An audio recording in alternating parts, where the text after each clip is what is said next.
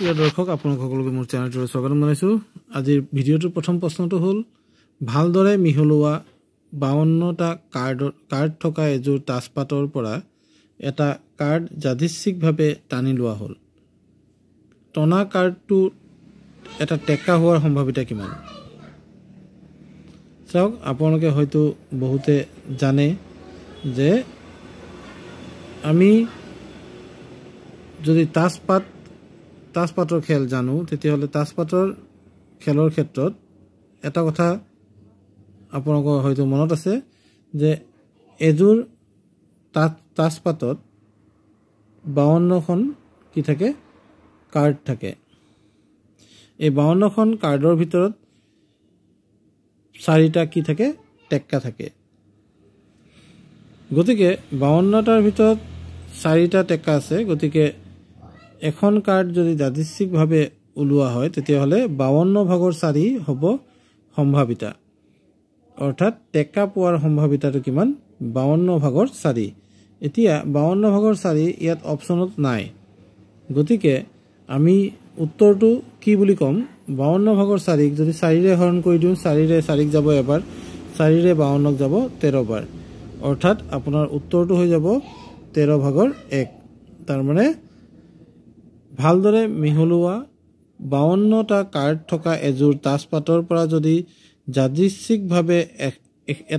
এটা কাৰ্ড টানি অনা হয় তেতিয়াহ'লে কাৰ্ডটো টেক্কা হোৱাৰ সম্ভাৱিতা হ'ব 13/1।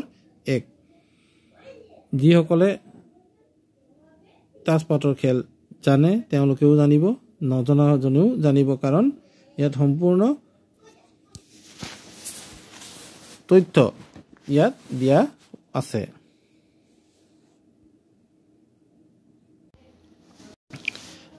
আজিৰ ভিডিঅ'টোৰ দ্বিতীয় প্ৰশ্নটো হ'ল দুটা মুদ্ৰা একেলগে টছ কৰা হ'ল, এটা মুণ্ড আৰু এটা পুচ্ছ পোৱাৰ সম্ভাৱিতা কিমান? যদি দুটা মুদ্ৰা একেলগত টছ কৰা হয়, আমি ধৰি লৈছোঁ যে প্ৰথমটোত হেড ওলাইছে, পিছৰটোতো কি ওলাইছে? হেড ওলাইছে। প্ৰথমটোত হেড ওলাইছে, পিছৰটোত টেইল ওলাইছে। প্ৰথমটোত টেইল ওলাইছে, দ্বিতীয়টোত হেড ওলাইছে। প্ৰথমটোত টেইল ওলাইছে আৰু দ্বিতীয়টোতো টেইল ওলাইছে, অৰ্থাৎ মুঠ ফলাফল হ'ল 4। 4ৰ ভিতৰত আমাক লাগে এটা মুণ্ড, অৰ্থাৎ এটা হেড আৰু এটা টেইল পোৱাৰ সম্ভাৱিতা কিমান? এটা টেইল আৰু এটা হেড থকা ফলাফল আছে 2টা, অৰ্থাৎ 4/2 হ'ব ইয়াৰ উত্তৰ। 4/2 যিহেতু আমাৰ অপশ্যনত নাই, ইয়াক আমি লঘিষ্ঠ আকাৰলৈ লৈ যাম। 2ৰে 2ক যাব এবাৰ, 2ৰে 4ক যাব দুবাৰ, অৰ্থাৎ আমাৰ উত্তৰটো হৈ যাব 2/1। অপশ্যন চিত আছে, এইটোৱে হ'ব ইয়াৰ উত্তৰ। এইদৰে আপোনালোকে এই অংকবোৰ কৰিব পাৰে। নেক্সট প্ৰশ্নটো চাওক কি আছে। এই প্ৰশ্নটোত আমাক দিয়া আছে যে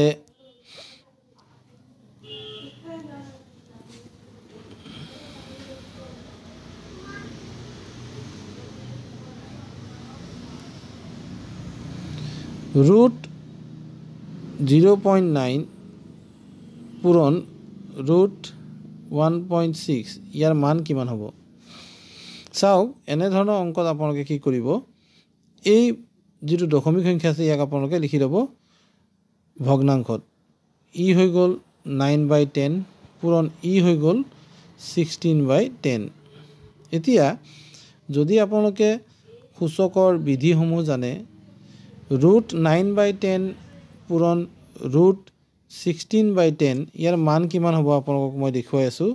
ইয়াৰ মান এনেকুৱা হ'ব, চাওক, আণ্ডাৰ ৰুট ই হৈ যাব 9 পূৰণ 4, 9 পূৰণ 16, আৰু তলত হ'ব 10 পূৰণ 10। এতিয়া ইয়াৰ যদি আপুনি উত্তৰ উলিয়াব যায় তেতিয়া কি হ'ব? চাওক,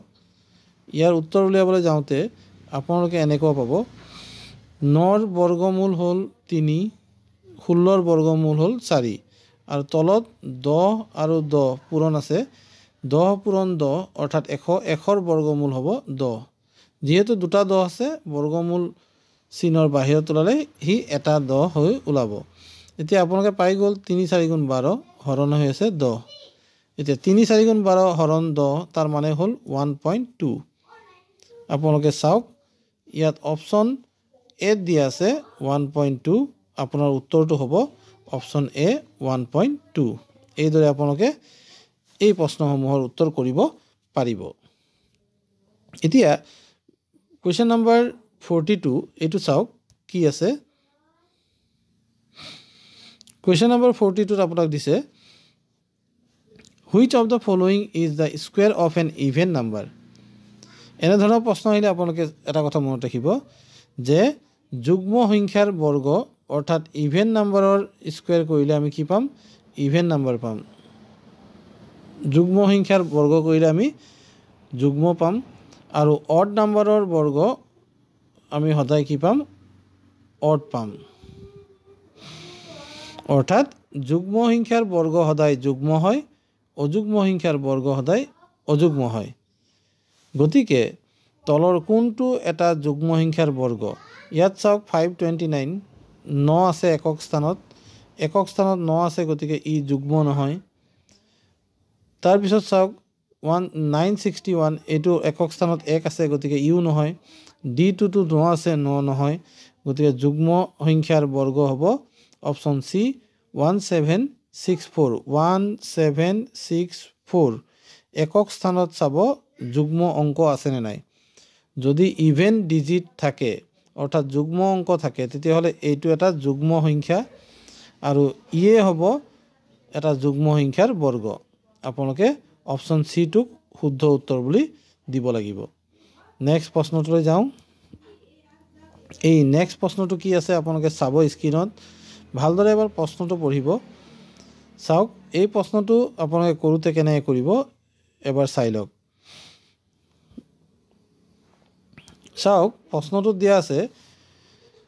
what list number must be added to 1300 to make it a perfect square 1300 লগত আটাইতকৈ সৰু কি সংখ্যা যোগ কৰিলে ই এটা পূৰ্ণাংগ বৰ্গ হ'ব আমি বৰ্গ আৰু বৰ্গমূল উলিওৱাৰ যি নিয়ম আছিল সেই নিয়ম মতে মই ইয়াত কৰি যাম চাব 1300 আছে 1300ৰ বৰ্গমূল 1300ৰ ওচৰত থকা বৰ্গমূল কি আমি উলিয়াই লম এনেকুৱা বৰ্গমূল উলিওৱা নিয়ম আপোনালোকে ক্লাছ 8 ত নিশ্চয় শিকিছে যি সকলে শিকা নাই তেওঁলোকে চাব যে এনে ধৰণৰ বৰ্গমূল উলাওতে আমি একক আৰু দহক এইটোক এটা গোটত ৰাখিম শতক আৰু হাজাৰ এটা গোটত মানে দুটাৰ গোটত ৰাখিব লাগে এতিয়া ইয়াৰ নিয়ম হ'ল এনেকুৱা যদি আমি বৰ্গমূল উলাও তেতিয়াহলে ভাজক আৰু ভাগফল একে সংখ্যা হ'ব চাওক 3 পূৰণ 3 3 গুণ 9 হয় 4 পূৰণ 4 আমি পাই যাওঁ 16 গতিকে আমি 4 গুণ দিব নোৱাৰো ইয়াত আমি দিব লাগিব 3 ইয়াতো দিব লাগিব 3 3 গুণ কিমান পালে 9 এতিয়া 13 ৰ পৰা 9 গল থাকিল কিমান 4 এই সাধাৰণ হৰণৰ নিচিনাকে ইয়াত কি হ'ব শূন্য এটাৰ ঠাইত দুটা নামিব মানে দুটা অংক একেলগত নামে আৰু নতুন ভাজক আমি পাই যাম নতুন ভাজক প্ৰত্যেকবাৰে পাম 3 আৰু 3 যোগ কৰিলে আমি কিমান পাওঁ 6 পাওঁ এতিয়া 6 ইয়াত দিলু একক স্থানত আমি কি দিম আমি যদি দিওঁ ইয়াত 6 গুণ ইয়াতো দিব লাগিব 6 গুণ 36 6 গুণ 36 আৰু 3 39 আমি কিমান পাই গলো 4 থাকি গল এতিয়া চাওক 4 থাকি গল অৰ্থাৎ 1300 এই সংখ্যাটো 36ৰ বৰ্গতকৈ সৰু হয় 36ৰ বৰ্গতকৈ কি হয় সৰু হয়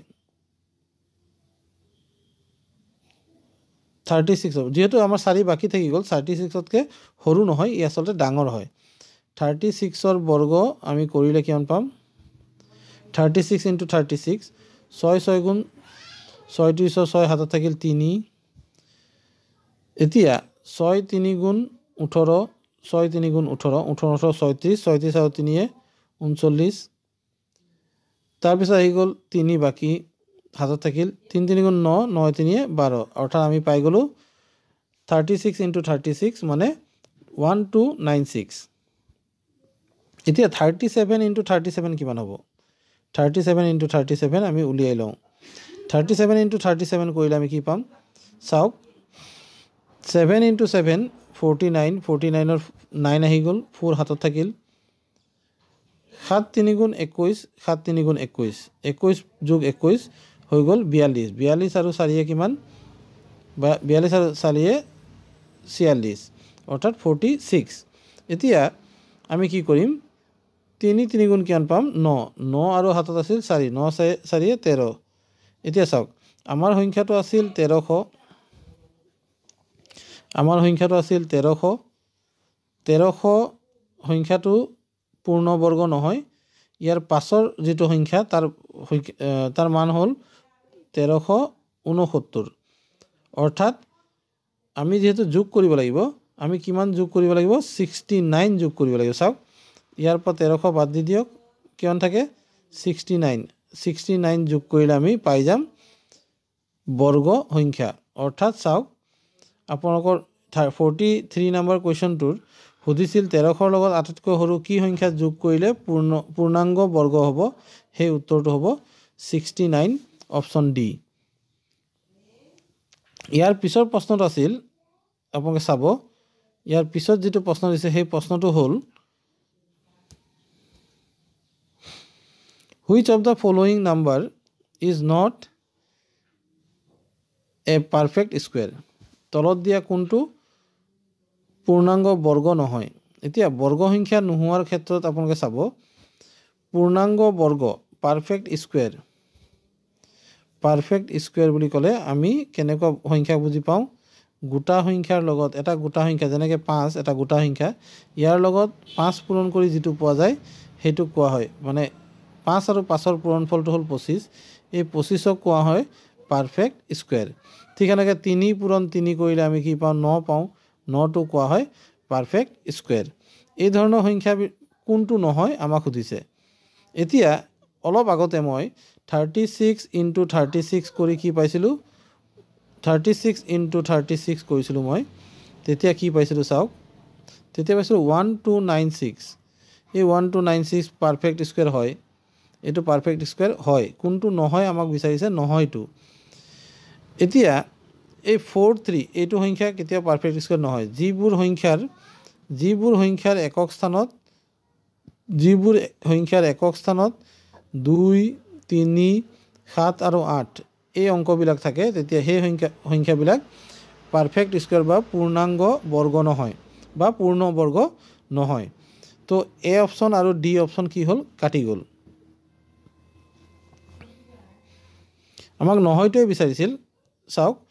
আমাক বিচাৰিছে নহয়টো নহয় বুলি কোৱাৰ লগে লগে বাকিবিলাক সব হ'ব আমাক নোহোৱাটো বিচাৰিছিল গতিকে এই আমি একো কৰিব নালাগে মই কৈছো নহয় এটা নিয়ম আছিল যে কোনো সংখ্যাৰ যদি একক স্থানত 2 3 7 আৰু 8 এই অংকগিটাৰ ভিতৰত যিকোনো এটা থাকে তেতিয়া হলে সেই সংখ্যাটো পাৰফেক্ট স্কয়াৰ বা পূৰ্ণাংগ বৰ্গ নহয় গতিকে অপচন এ টোই হ'ব ইয়াৰ উত্তৰ যেটো পূৰ্ণ বৰ্গ সংখ্যা নহয় চাওক অংকটোত মই চাবলৈ গৈছিলো কিবা এটা কিন্তু চালু কি যে একক স্থানত 3 দিয়া আছে গতিকে 3 টোক দেখা পাই মই বাকিবোৰ আৰু চাবলগীয়া নহল এইদৰে আপোনালোকে উত্তৰবোৰ উলিয়াব পাৰিব সকলোকে ধন্যবাদ জনাই আজি ভিডিওটো সামৰিছো আশা কৰো আপোনালোকে চেনেলটো সাবস্ক্ৰাইব কৰি ল'ব আৰু যদি ভাল লাগে তেন্তে বন্ধুৰ লগত শ্বেয়াৰ কৰিব